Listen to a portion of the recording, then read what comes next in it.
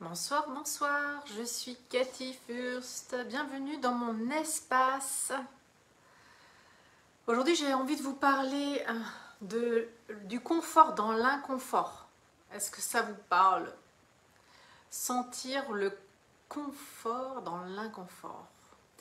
C'est cette période d'été qui est bien propice à sentir le confort malgré l'inconfort qu'on a eu, peut-être que vous avez eu jusqu'à fin juin. Parce que l'été, il y a un relâchement, il n'y a pas d'école, il y a peut-être moins de boulot, c'est plus cool, il y a les sorties, il y a les fêtes, il y a le soleil, il y a les apéros, les amis. Et c'est comme si, en fait, ça permet d'anesthésier vraiment votre inconfort et ce que vous vivez.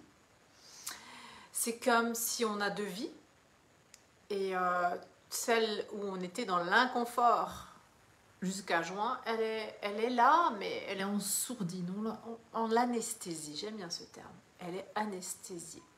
Elle est légèrement dolore, elle est légèrement douloureuse, mais ça va, on la supporte, cette sensation. Et surtout, on ne veut pas voir ce qui va arriver en septembre. Alors on fait l'autruche, on ne regarde pas, et tout va bien. Les enfants ont eu leurs examens, tout va bien. Tout va bien. Le boulot, le été c'est plus cool, donc ça va. Il y a les sorties, on s'anesthésie, on se réconforte avec d'autres choses. Et ça, c'est la pire des choses. C'est la pire des situations. En fait, vous allez arriver en septembre et ça va être « Oh, j'en peux plus, je suis dans l'inconfort total ». Donc ma question est, est-ce que vous œuvrez dans votre vie en mode urgence, seulement vous demandez de l'aide seulement quand ça va vraiment plus, et vous occupez juste ce qui ne va plus? Ou est-ce que vous faites de la prévention? Est-ce que cet été, vous décidez de faire un job sur vous, vous décidez de faire la prévention sur ce qui est dans l'inconfort pour que justement, septembre démarre d'une autre manière. Parce que la vie, c'est pas juste juillet-août. La vie, c'est chaque jour, chaque instant. C'est pas seulement quand les enfants y vont bien. C'est chaque jour, chaque instant, même quand l'enfant vit ses expériences de vie difficiles. C'est ça la vie. C'est quand les chefs, la charge de boulot, elle est immense et que ça vous plaît plus.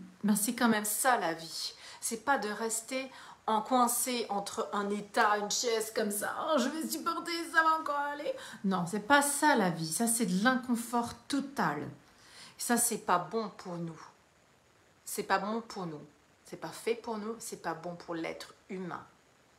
C'est à vous de prendre votre responsabilité là-dedans et de sortir de l'inconfort avant de plonger à fond de nouveau en septembre.